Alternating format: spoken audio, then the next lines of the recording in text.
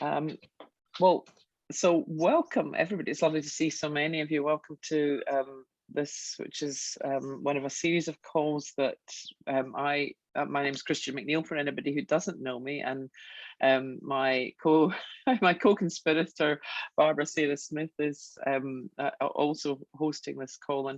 And we wrote a book about addiction and the three principles. So just at the start of published just at the start of lockdown, and we've been doing sort of various different things in sort of based around that. We've done we did a Sunday evening group, and now we're doing a series of webinars inviting guests who we've really been impressed by, whose take on this subject matter has been really fascinating to us. So Cheryl, I'm absolutely delighted that you're joining us, and I'm particularly delighted because I know, well, I don't know where you are right at this moment, because I know that you have been based in New Hampshire for a long time, and although I'm in Glasgow in Scotland now, I lived in New Hampshire, a long time ago, 30 years ago, in the early part of my recovery, and it's really, it was a wonderful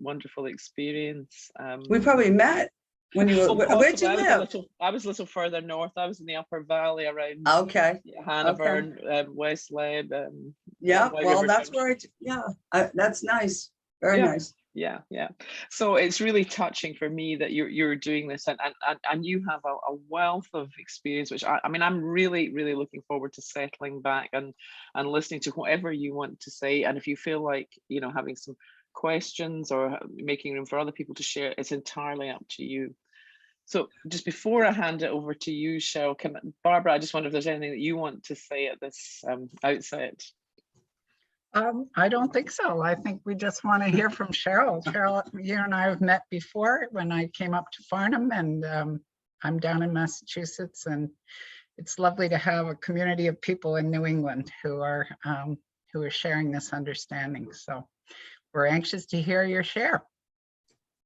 Me too. I'm curious. I have no idea what I'm going to say. That's great. Well, thank you. So welcome. Without further ado, yes, over to you, Cheryl. Okay. Thank you. Well, let me first say thank you both for all the work that you've done in this field as well. I mean, it is, there's times when, it's a beautiful thing. And then there's times when I feel very confused that the pushback sometimes is really strong from people. But I think I've understood and understand that if, you can only see what you can see in the moment. And we have to have that patience and that tolerance for other people's, and it doesn't really have to do with the understanding. It's just with people in general, right? My staff are putting clients on this call, and they're putting all kinds of people that worked for me before. Thank you all for being here. I'm going to call on you guys because you guys got lots to say too, right? I'm looking at my staff from Headrest, yell out to Headrest staff, love you guys. Sobriety Centers in New Hampshire, love you guys. I recently just took a position. I've been consulting here for about 5 months at Sobriety Centers of New Hampshire, and I just took the full-time position last week as the chief operating officer. And I can't tell you, I am so happy because what was already happening here and has continued to happen is many of my colleagues from Farnham Center have been working here, and they share the understanding so beautifully that I still get to walk into a process group with 20 men in here. I've never heard anything like this before. This is, I've been to 30 rehabs, 10 rehabs, 5 rehabs. Nothing has ever showed me like this has. So it's a gift, right? Like my job is a gift, and I have a wonderful CEO partner in this sobriety centers. He's the owner, and I got to say, I love the way we work together. It just makes things, when you connect heart to heart to somebody and there's no malintent ever, it just makes life so much easier. And I got to tell you, my peace is always, might go, I don't know that my peace ever leaves. I might go up and down, but my peace stays with me because my only intention is to be with people in love and in heart to heart, and listen and be curious, because I am very curious. People think sometimes that I'm asking questions that I already know the answers to, but I might know the answer for me, but I want to know the answer for them. So I'll just tell you a little about me. I have twin 40-year-old boys, and one of my sons, for the past few weeks, even before you asked me, he said, "Mom, you really need to start telling your story."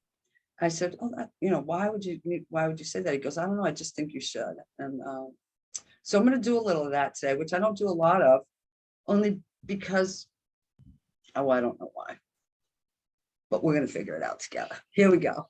So I had an interesting childhood. I was put up for adoption when I was born, but then my mother was a strong, tough woman, and she got me back at 3 years old, and I had some really cool people in my life. And when I look back at my childhood, I've learned a lot from it, right?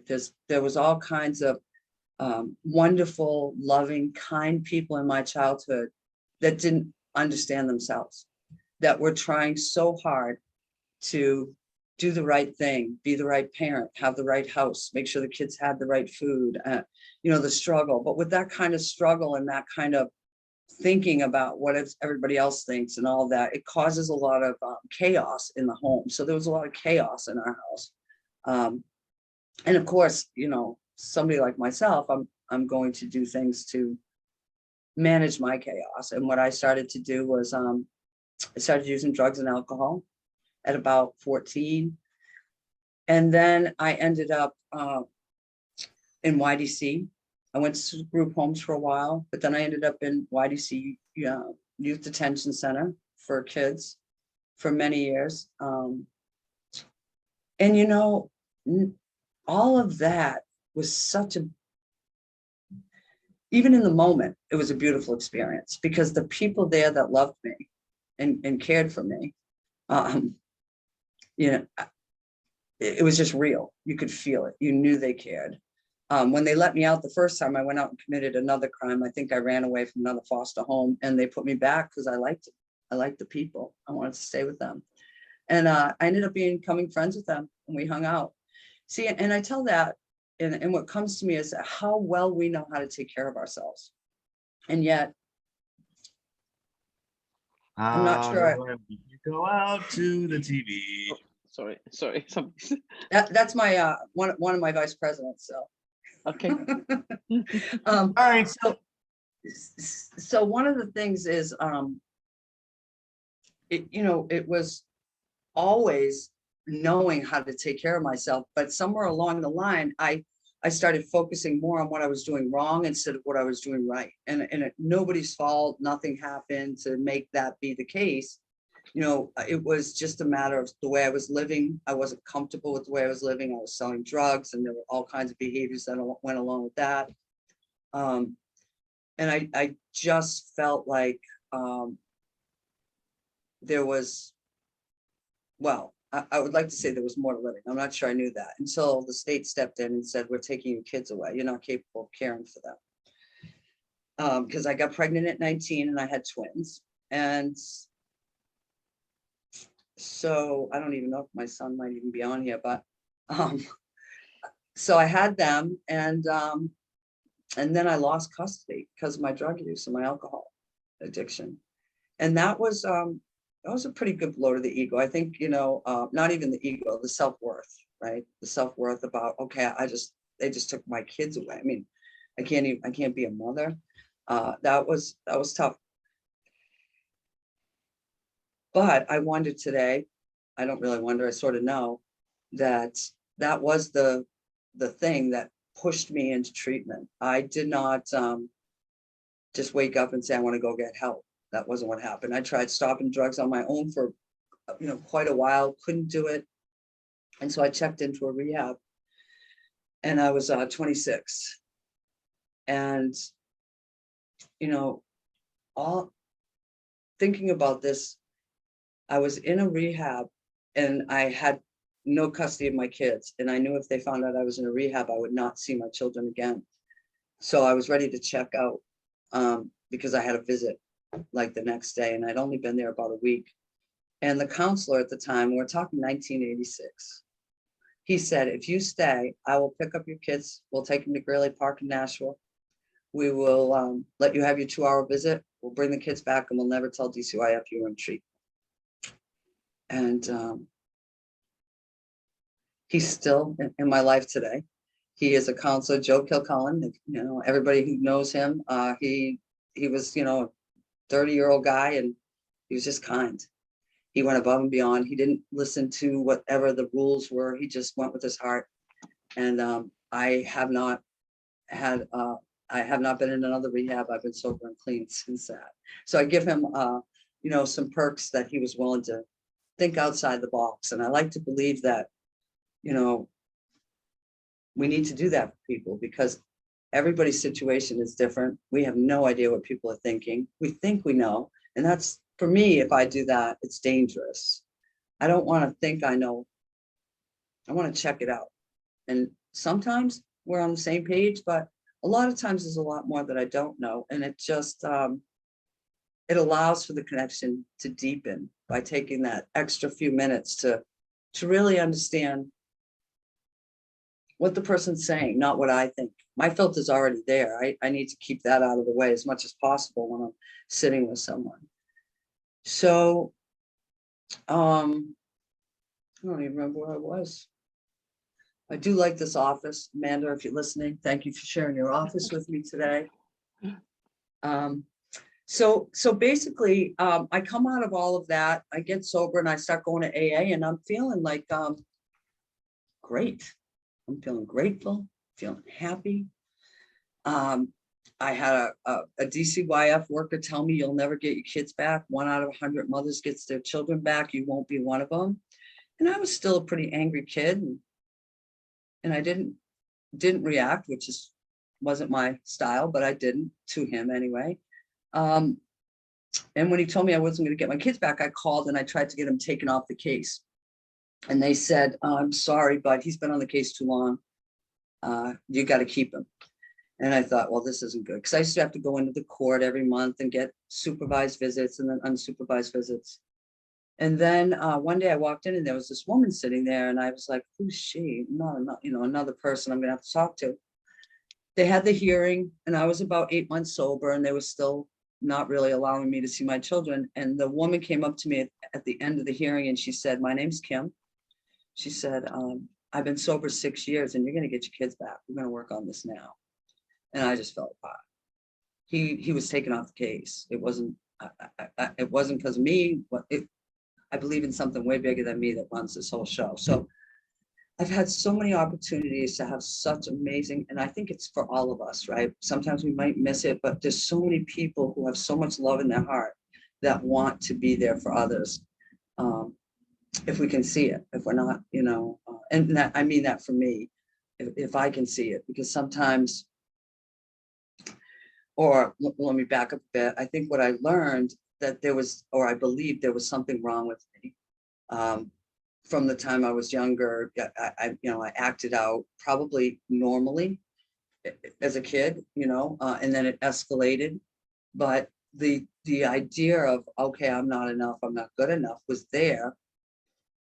And instead of really having a sense of that, I think what I had a sense of was, I'll do things to be, hi Meredith, I'll do things to make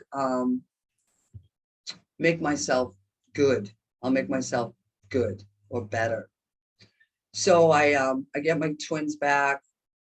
We don't have a car. I have no high school diploma. And I had a GED. I did get my GED. And then I realized that they were expensive. And I started going to college. I never even thought I'd go to college. I went to college and I got a bachelor's, then I got a master's, then I got a doctorate and a license to practice. And I absolutely love what I do, because what I get to do is this. I get to do this with people. I get to connect and love them. Now, not everybody loves me back. I get that. I've gotten comfortable with that idea because there's just times when this idea of maybe what I talk about doesn't make people as comfortable as I am. So I have to respect that. So I went to AA for a very long time. I did everything they told me. I went to 90 meetings in 90 days. I did everything. But there was still something I just didn't know what it was. I started the spiritual round robins, started going to Kripalu Center and Omega and anything, drumming groups. And I didn't know I was really searching. I knew I was searching, but I didn't know I was searching for me, right? That was it. I was just searching for myself. I had been so busy living in the outside world that the inside world was the piece I wasn't connecting with. And I like the word recovering because I think that's what we do. We recover ourselves as we learn more and we wake up to ourselves. We recover who we are and just how beautiful we are. And maybe for me, at least, this is true. The voices in the head change. And it's not so much about what needs to be done next and how you can be better or this or that, but more that right now, in this moment, I'm perfectly okay. Everybody on this call is perfectly okay. Now, if I start thinking about what I got to do after this call, I might get a little anxious. Or if I start thinking about what happened yesterday, I might get a little something. But in this moment, I feel incredibly grateful to be able to talk to people who I think, you know, this community has gotten so large over the last, I don't know how many years here in New Hampshire, across the world, that I do believe there's a waking up happening for many, many people.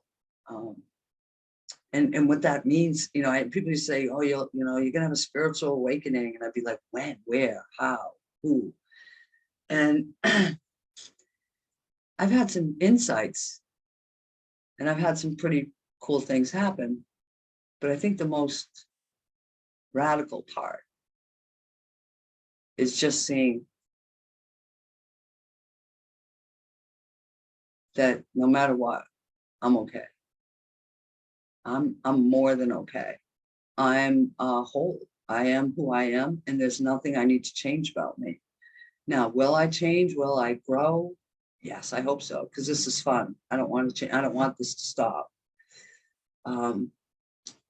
So, you know, that's kind of the personal where I am. Professionally, you know, we started doing the 3 principles in about 2014 at Farnham Center. I take a deep breath because it was such a beautiful program and many people on here probably worked there. And we had 3 principals there and we had trainings. We had Barb Patterson, George Pransky, Amy Johnson, Dr. Bill Pettit. There wasn't anybody who hadn't come to New Hampshire to speak to our staff and our clients. And it was beautiful. And then I got to work at Headrest with a bunch of incredibly talented, loving, kind people. And we had Barb Patterson come there. And that was really nice because one of the things I've learned about doing this is I'm not going to be the messenger for everybody. Everybody that speaks differently. And I learned that early on at Farnham. I was so pumped up. I had been reading a book, a Sid Banks book, and I remember reading it and realizing in that moment that I was the only one torturing me. And I started to cry. And I was torturing me by going back and forth to therapy all the time, trying to figure out all these traumas and fix them. And it was, and when I realized that I was the only one traumatizing me by doing that, I started to cry and I started to laugh. And it was the best feeling I ever had because I knew it was over. I knew I wouldn't do that to myself anymore. I just knew. that I probably do it. I still do it, I'm sure. It's not gone, don't get me wrong, but I'm aware of it today and it doesn't last for very long. So when Meredith, where was I? I can't remember. 14. Well, it was, so that's why I would go into work and I'd say, let me tell you how excited I am about this. And I'd tell them and they'd be like, yeah, no, we're not doing that. And I was chief operating officer, but my staff have no problem standing up to me. I haven't met one yet that doesn't, but I'm sure there are some, but, and I was like, no, really, this is great. We got to try this. And they were like, yeah, it sounds fun. They said sounds fun, but no, we're not going to do it. So,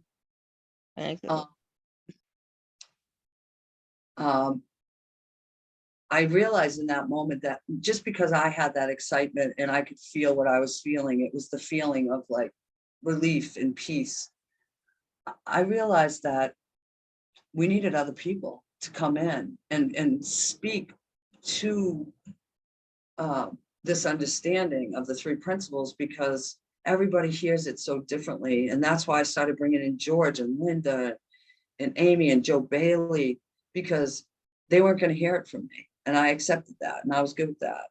And I believe we're going to have to do the same thing here, although many of the people here are from Farnham Center and already have the understanding, which makes it easier on me. But there are people who this is new for them. And I really think it's important that we let people go at their own pace. And we had 140 employees at our last facility, and some people saw it and some didn't, and there was no judgment about that. It didn't matter if somebody did or didn't. We still loved them, and I watched people sometimes 5 years later say, oh my God, I finally know what you're talking about. Great, great. But it wasn't up to me, and I got to sit with a lot of amazing people and watch. What I watched was I watched the staff just become so aware of living on the outside versus the inside. And it just eliminated so much pain, because it's so easy I don't know if it's easy. It's not easy for me today, but somebody has a problem in a work situation and then they go to their friend and everybody starts talking about it. And then it's this thing. Whereas if you go to the person and you go heart to heart and say, hey, I think we're having a little, are we okay? And that's what the Farnham staff started doing. There was it just happened. They would go to each other and say, hey, I'm having these thoughts about this. And I know it's me, but can we talk about it? And it just the feeling in the whole facility just went through the roof. It was a really, really beautiful environment to be in every day. And we're doing that now again. And I'm very excited about that. I feel really excited about that. I feel I'm so blessed. There's something way bigger than me. I don't care what you call it, as long as you know.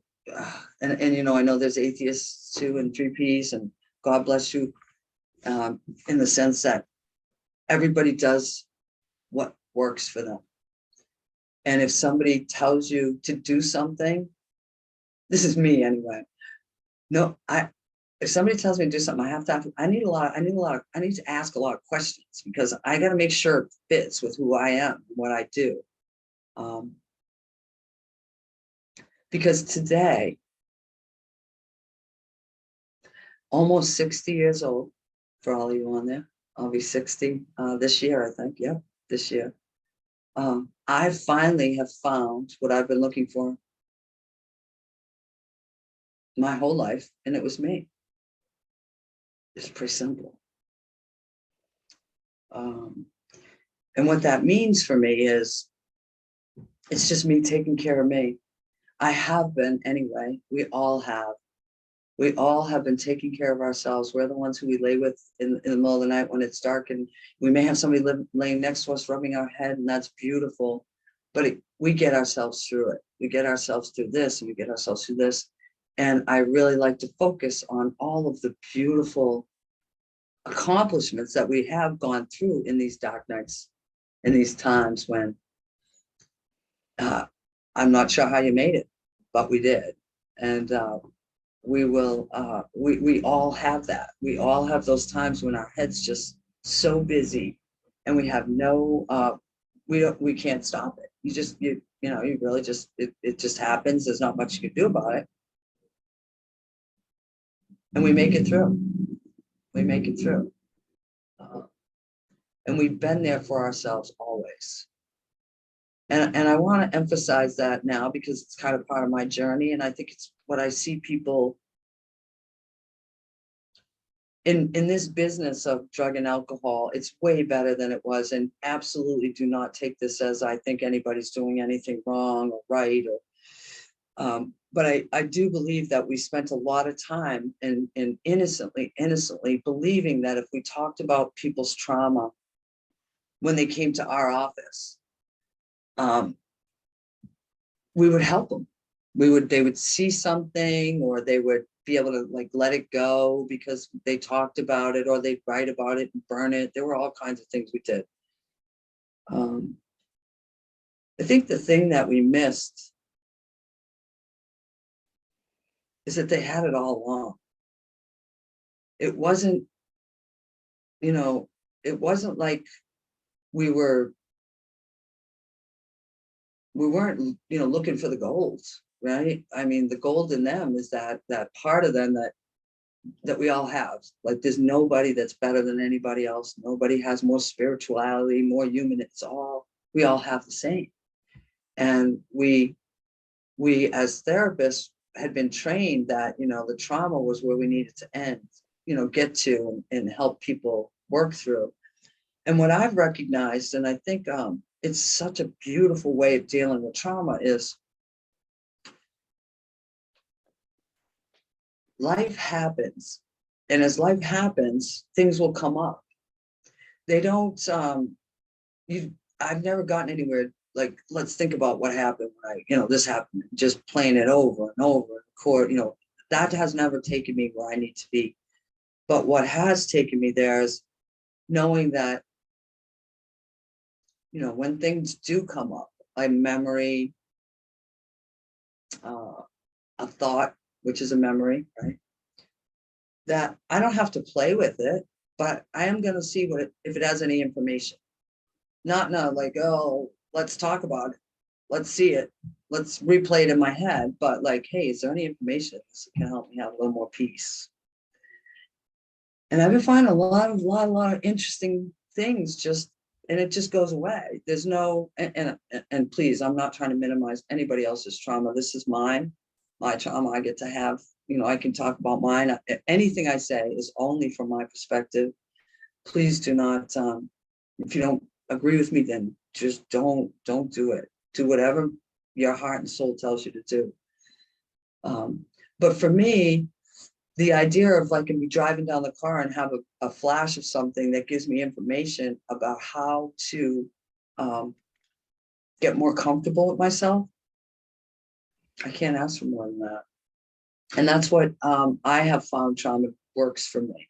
In the sense, I guess trauma is the word. Memory is a better word for me because I don't really consider it trauma. And now I kind of consider it a gift to be able to see it. Maybe I'll, you know, take a couple deep breaths. Maybe I'll cry, but it's just in the moment and it's over. It's not something I have to carry. I don't have to go find more information about it. I don't have to know who it was. I don't have to do any of it. And, you know, it's like just totally being available to me. And I've been available to the community and everybody for my life, most of my life. And now I get to also do it for myself, which is pretty fun. So I'm really enjoying that. And I'm really enjoying all the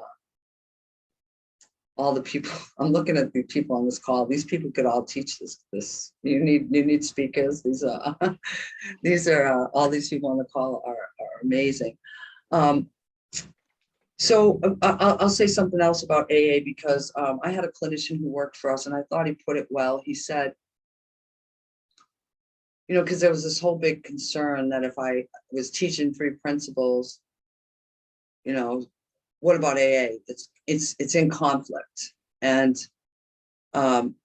we talked about it a lot. I mean, we really worked at this. We worked with insurance companies to change our language so it didn't have to say, you know, mental status, you know, good hygiene. We put in there what we wanted to put in there that made sense. And we had the insurance companies come in and they were ecstatic. As a matter of fact, just a little side note, Jean Catherine, who is 3 Principles Global Community, who does the research project, did a research project on Farnham and 2 other rehabs across the country. And the findings are in, and we're supposed to meet today, but she had a family emergency. So we're meeting next week to get that. And my hope would be, our hope always has been to get a peer review journal in and get this on the evidence-based SAMHSA website. So we'll see what the data shows. We don't know. I don't know yet, but I'm excited about that. Yeah.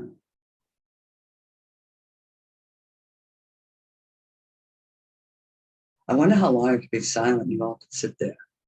I'm just curious because I don't know what I'm going to say next. Oh, AA, back to AA. So this counselor said, I think the greatest part about he was new and he was an AA guy. He came into work for us. He said, I think the greatest part about 3 Principles is it teaches people to think for themselves in the sense that because somebody tells you to do something at AA doesn't mean you do it. You still check in with your heart, you check in with your soul, and you take it. But it's not that if you miss, you know, sometimes it's 90 meetings in 90 days, do a 4th step, do a 5th step. And people will do that because other people are telling them. And it doesn't feel good. They'll come to me, they'll say, it doesn't feel good. I don't like doing this. This isn't working. And I say, then why are you doing it? And they say, well, I was told to. This is how much. And I'm really not into telling anybody how to do anything anymore because I just don't know what's going to work for someone. And I don't want to miss an opportunity for something to work for somebody by putting my opinion out there. I want to hear what they have to say. They're going to come up with it. If you listen and you're doing therapy with someone, they're going to go on and on about how everything's all messy and blah, blah, blah, blah, blah. But you're going to see somewhere in there, they're the hero to their story. They're the hero to the story, but they haven't spent time on that. The only thing they've spent time on is what they did wrong and trying to cleanse that, which it's old, it's done. You can't fix a memory. You can't change a thought. It just doesn't happen. I mean, the thought I had came up. I didn't change it. I couldn't do anything about it. It just came and it went, right?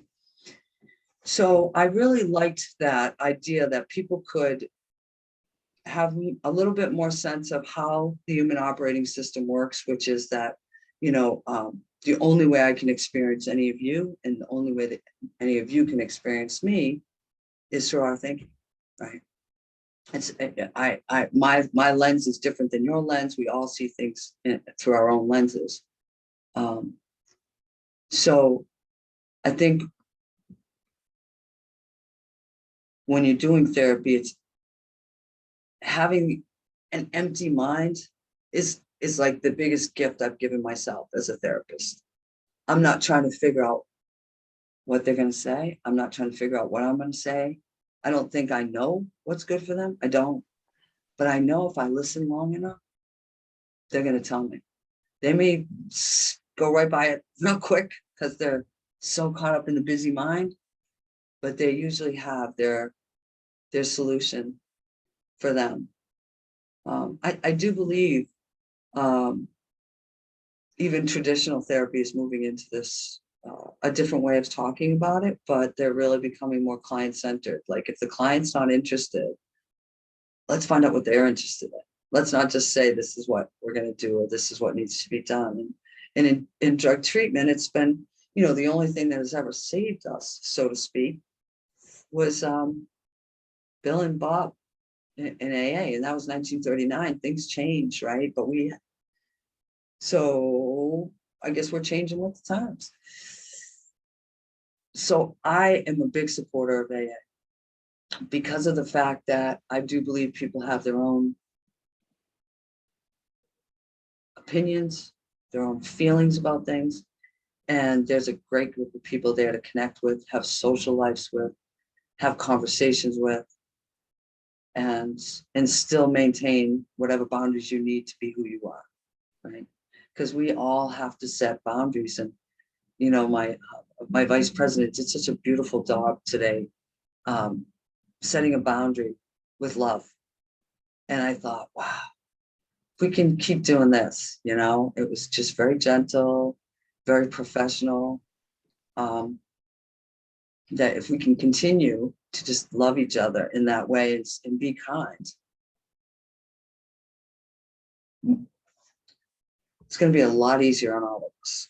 And the clients, I get Chris Casagrande, I don't know if you hear Chris, but he's worked with me for years at Farnham. I went down to, we have another facility in Laconia called Lakes.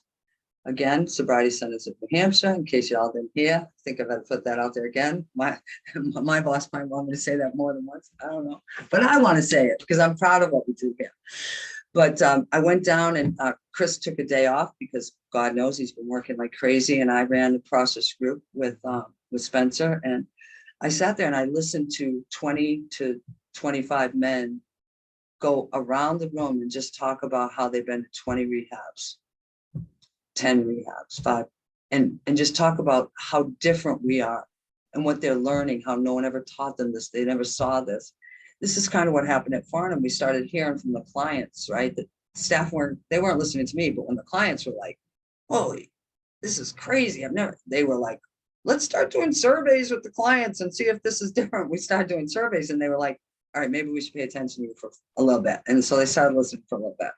And then they definitely listened to everybody else. Maura and Adic came. That was amazing. Maura Olson and Adic. That was beautiful.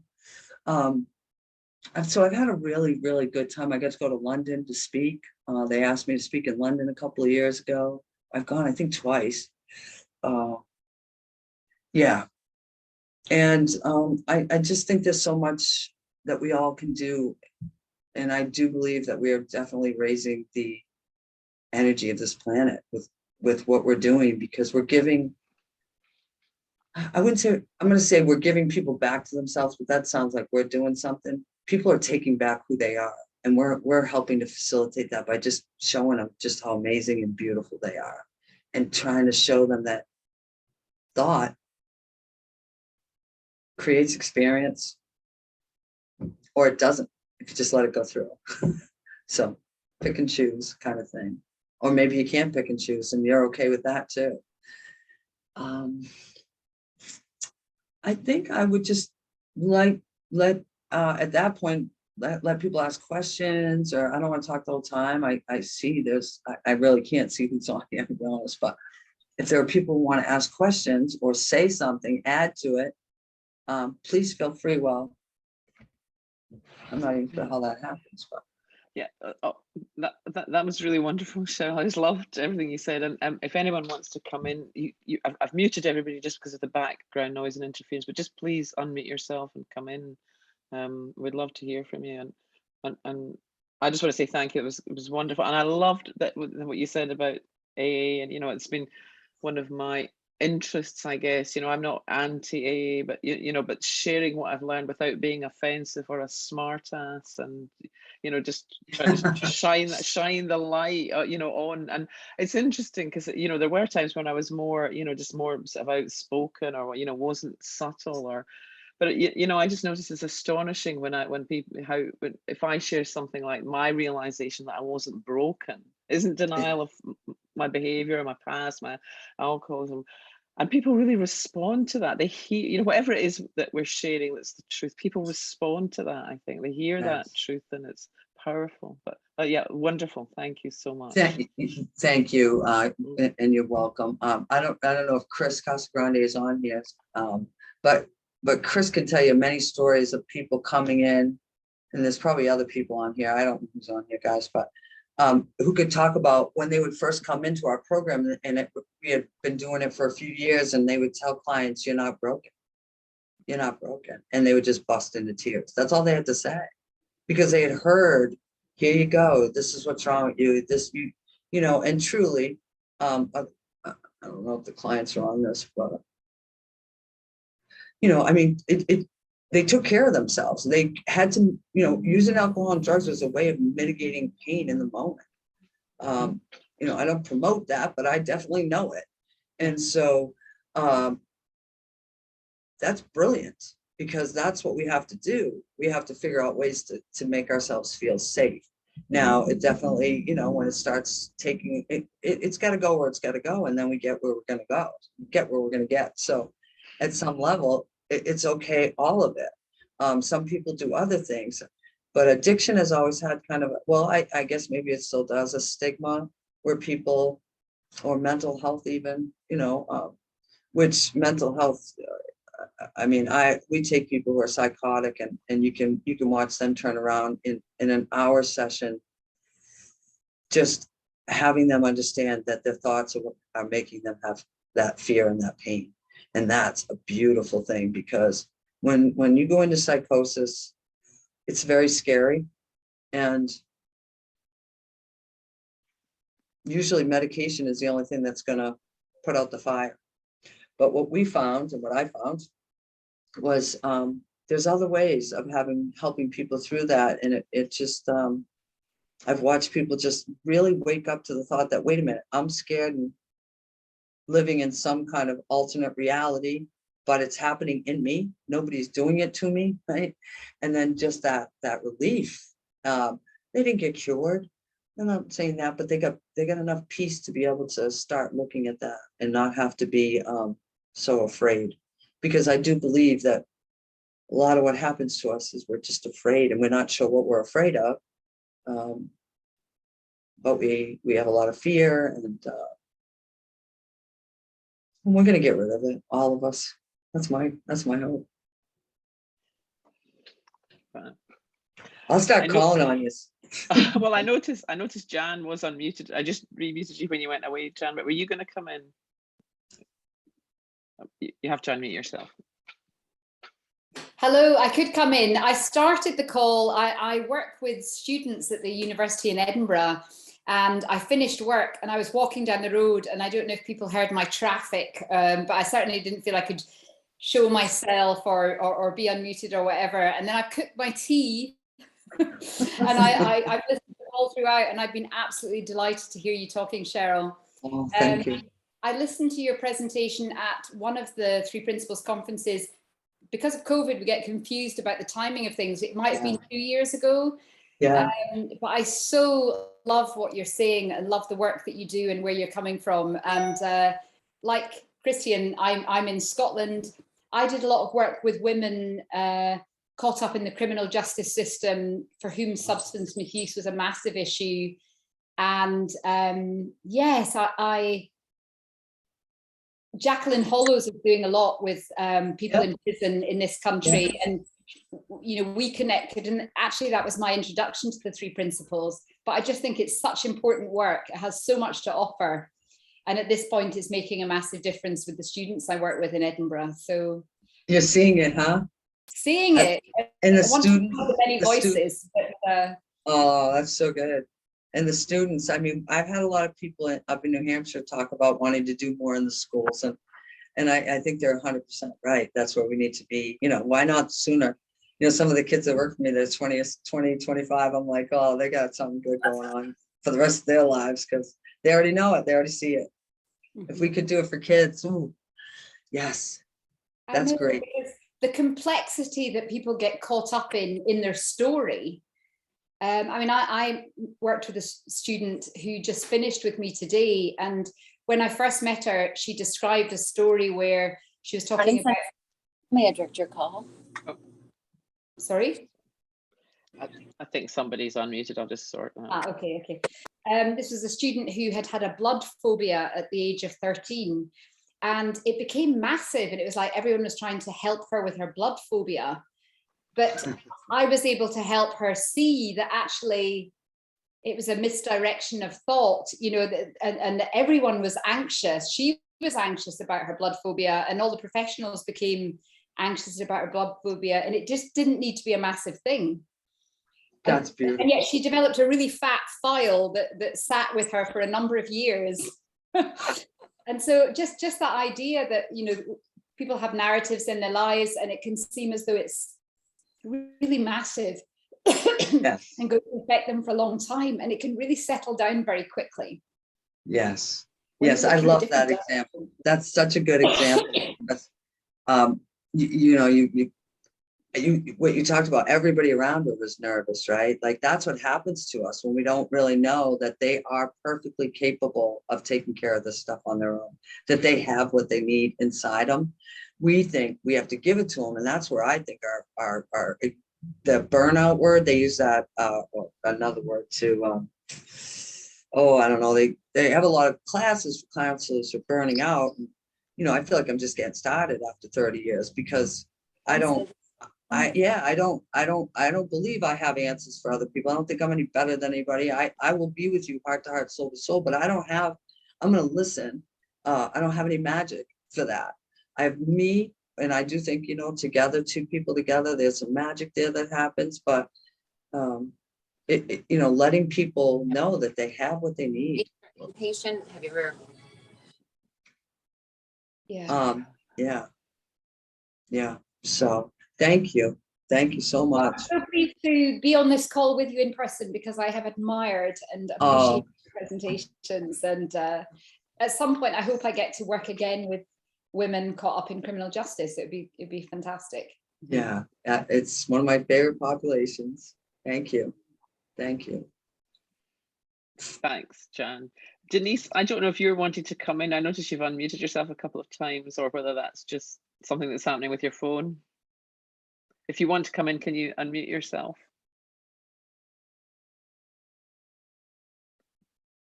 Maybe that's a no.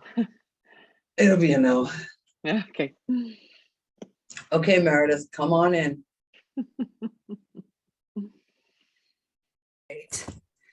Okay. Yeah, Do we get to see you? yep, you do. Hold on. I know it's been it's been like we need. Because I haven't seen you in a short minute. So thank you. I mean, there's so many things to say and so many good things that that you talked about that I'm just kind of, you know, sitting quiet with myself and it just brought me to a couple things, and one of them is I was with a client today and we went out for coffee and got some medications, and I was upset because I had gone to 4 different Rite Aids and, you know, just to get them for him, and I couldn't find this place to get his medications. I've gone to 4 different pharmacies and and he just, I said, I realize having to wait a day, but and he said, you know what, Meredith, I just don't get mad anymore because the only person it upsets is me. And I was like, you know, and in that moment, you know, I remembered, like, you know, what he had learned at Headrest and all of those things. And I'm like, yeah, you know, and it's so true. It's just those little reminders, because as soon as I think that, like, I'm in this, you know, spiritual place in this realm, you know, something so simple can just take me right back. And they do it for us all the time. You know, when I see those little light bulbs go off and those insights with them, it just goes to show, you know, not only what we're teaching is so important, because, you know, like I was really mad last night and I realized that the only person that was thinking about it or that, you know, was causing pain was me. Right. And so, you know, when he said that, and I was like, oh, how brilliant. And really, it's so simple. And to see him learn that, but not only that, Cheryl, and the rest of you that do this work all the time, the ripple effect that it has is unbelievable, because just by, you know, me sort of having the understanding of how we work and how we operate, and that our brains are wired crazy, and you know, our thinking is really the only thing that you know, we can attach to and hang on to, that can take us down holes, you know, places we don't want to be. But the ripple effect that it has, you know, you talk about 140 beds, and if this you know, and that's why, you know, we had the alumni program we had at Farnham, and why, you know, we were more successful. I don't want to say you got to define success, but everybody wanted, the meetings were popping up like AA, and people were, you know, they're begging for, you know, groups now, but those people, and it affects the way that I deal with my mother. It affects the, you know, my relationships personally and professionally. And, you know, allows me to come from a place of non-judgment and planting those little seeds. It's just so important. I mean, you know, my family's asking questions about it, and, you know, people are getting more curious, and they're finding, and it's nothing that I say or do that can bring them to that place. Because I remember, you know, you were talking about AA, and I read How It Works 5,000 times, you know, for years.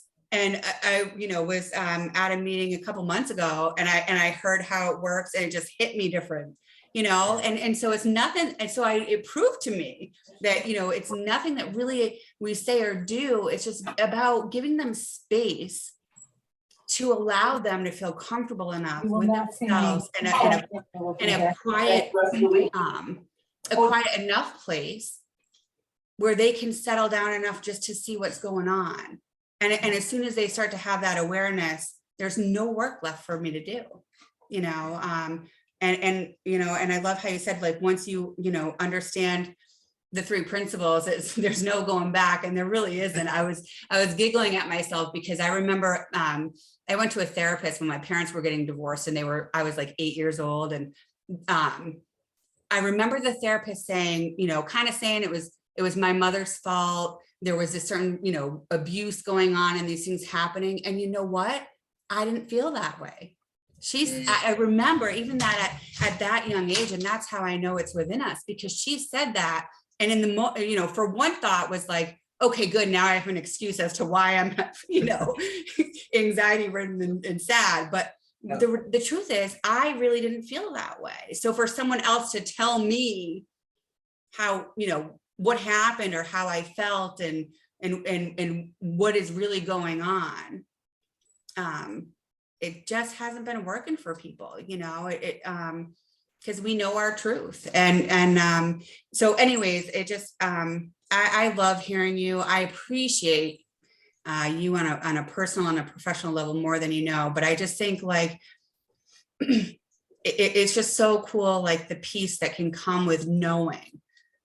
Because, you know, whatever happened last night, you know, 3 years ago, I would have been mad about it for a week. You know, I might have quit or fired someone, or, you know, broke up with my best friend. I don't know, but there's so many things different. And just to be able to have that peace more quickly, it doesn't mean I don't get distorted. It doesn't mean that, but what ruins it is knowing that it's me, not the outside world. But what makes, you know, what's even worse is to be like, okay, I know this is my thinking, and I just have to ride this out, because now I don't have anybody to blame. You know, I don't have. Amen. Amen. No one to blame. Yeah, there's no one to blame. I'm just like, okay, I'm doing this to me again. And but just knowing that makes it okay. And then I'm able to come out of it a little more quickly every time, you know, and I still have to, you know, call people, and I still have to, you know, kind of scream it out or not really process it, but just get the words out, because then it slows down my thoughts a little bit, you know, it just, because yeah. So anyways, it's just, I don't want to talk about that, but I just love you so much. Thank you. What you're doing for everybody. And you know, and if you're feeling, I just want to say to anybody else who's new that's on this call, if you're feeling like, I don't get it, and this is ridiculous, that's okay. Because there's really nothing to get. You're already doing it. You already have it. It's just how we operate. And so there's no work to be done. That's all I'm saying. There's no, if you're nervous about teaching clients, best groups I ever run is like not knowing what I'm going to do and walk in and see where they're at, you know, like, so there's no place to get to. Be gentle with yourselves and be patient with yourselves. because something will hit you, and you'll see, you know, kind of what we're talking about. So anyways, thank you very much for being Thank here. you, Meredith. Yeah. Yeah, thank you. Yeah, so you know, like there's so many of you on here that have been doing this for so long, and you all know like what we're talking about is that gift that you know, Barb Patterson, I probably didn't mention her, she's coming to this new place soon. I gotta get her off the road and get her here, but you know, the knowing that it all is already there, and not looking at somebody like there's something wrong with them, or you know, I gotta fix this, or I gotta make this happen. It just allows for us to, it's still gonna happen, I promise you. If it's supposed to happen, it's gonna happen. Like you know, if at least for me, and I've seen it for many people, that you just, if we can just meet each other in our hearts, from our hearts, and when our head wants to get up there and say, well, they're this, or they're that, or they're, maybe have a conversation with each other, because I think you'll find that most of us just want to make sure that we're safe enough to open our hearts and feel that love and allow for it to come and go. And if you're not comfortable yet, do it with yourself, because it's pretty cool.